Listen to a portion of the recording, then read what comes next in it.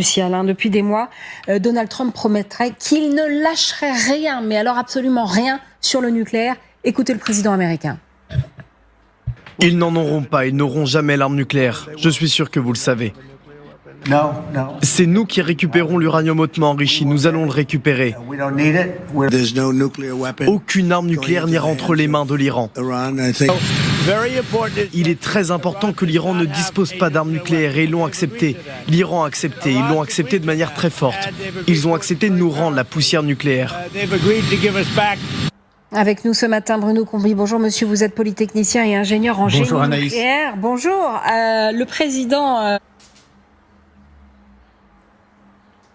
Trump n'a donc pas obtenu ce qu'il voulait sur le nucléaire. Non, il n'a pas obtenu ce qu'il voulait et les promesses, les engagements qu'ont pris les Iraniens ne sont jamais que ceux qu'ils avaient déjà pris en 1970 en signant le traité de non-prolifération nucléaire, puisque finalement ce qui nous est annoncé aujourd'hui, c'est que l'Iran respectera le traité de non-prolifération nucléaire qu'il a signé. Donc cet accord qui est bien sûr une bonne nouvelle, un véritable coup de théâtre sur le plan du nucléaire, c'est pour l'instant en tout cas une véritable coquille vide. Coquille vide, Manali Mirkan. Tout à fait, coquille vide. Moi, je suis d'accord. En fait, l'objectif des Iraniens, ça a toujours été de développer l'arme nucléaire, mais avec une façade de nucléaire civil. Et c'est ce même dualité qu'ils vont essayer de maintenir, donc promettre de ne pas avoir l'arme, mais tout en la développant. Tout en la développant, ou alors en gardant, pour l'instant, dans une certaine période, le statut de l'état de seuil, c'est-à-dire ne pas faire sortir les stocks, garder la capacité d'enrichissement pour être considéré comme un État au seuil qui peut à tout moment enclencher le développement. Michael Benamou. Ouais, moi,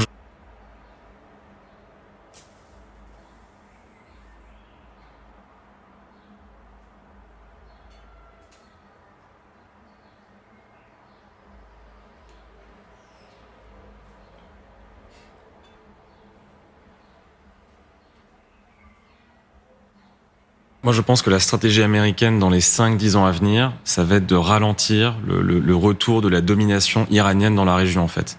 Cette guerre, elle a coûté 300 milliards, à peu près, en dégâts. Là, on leur promet 12 milliards. C'est insuffisant pour, évidemment, ranimer l'Iran. Et donc, en fait, le jeu américain, je pense que ça va être de retarder au maximum ce retour d'une forme d'hégémonie iranienne. Évidemment, la population iranienne pourrait, elle, mettre fin à ce régime. Et si la population iranienne ne met pas fin au régime, en fait, le risque, si vous voulez, c'est que dans 10 ans, les Américains finissent par partir définitivement et que l'Iran soit en position de force dans sa région. Si on revient au nucléaire, avec Bruno Combi, qu'est-ce qu'on sait de leur stock? Est-ce que vous pouvez nous dire ça, Bruno Combi? Alors le stock connu, puisque c'est l'Agence internationale de l'énergie atomique qui s'occupe de la surveillance des stocks nucléaires en Iran. Donc ce sont les chiffres, les derniers qu'on a, c'est ceux de juin 2025, donc il y a environ un an. Donc ils ont 440 kilos d'uranium fortement enrichi, c'est-à-dire aux alentours de 60% de degré d'enrichissement et environ 9 tonnes aux alentours de 20%. Et donc les discussions qui vont se faire dans le cadre de cet accord cadre, donc qui est décidé et qui sera en principe signé vendredi prochain, les discussions vont porter sur 4 points. Le premier, c'est la dilution, c'est-à-dire qu'ils vont diminuer le degré d'enrichissement d'uranium dans un pourcentage qui reste donc à négocier. On a vu ces dernières semaines, ces derniers mois, différents chiffres avancés par les uns et les autres, mais il est question de diluer le stock de 60% probablement à 20%, puisque les Américains voudraient ramener à 5%. Les Iraniens, si on les écoutait, ils garderaient tout tel qu'ils ont, donc ça va probablement se finir à 10%, 15%, 20%, quelque chose comme ça.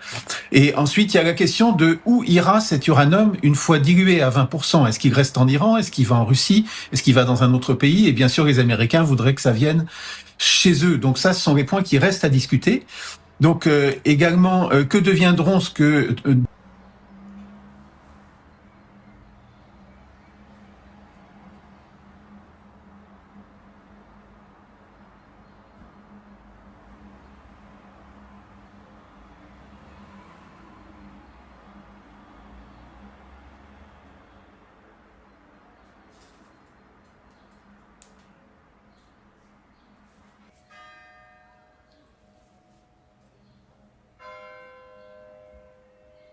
Donald Trump appelle les poussières d'uranium. En fait, c'est pas des poussières, c'est une poudre. Donc, cet uranium, cet hexafluorure d'uranium enrichi. Donc, c'est une sorte de poudre blanche. C'est pour ça qu'il parle de poussière. Et lui voudrait récupérer ces poussières sur son territoire. Mais évidemment, l'Iran veut le garder pour eux-mêmes. Peut-être qu'une voie du milieu, tout ça fait partie de la négociation, serait de l'envoyer dans un pays tiers qui reste à déterminer. Et puis, enfin, est-ce que surtout l'Iran aura le droit ou pas de poursuivre l'enrichissement de l'uranium, puisque dans le cadre du traité de non-prolifération nucléaire, l'enrichissement est tout à fait autorisé, mais l'enrichissement pour des activités civiles et non pas militaires. Et c'est là qu'est toute l'ambiguïté, tout ce jeu du chat et de la souris auquel nous assistons depuis presque un demi-siècle. Ouais. Et donc, pour l'Iran, c'est vital de continuer son enrichissement. Ils disent que c'est civil.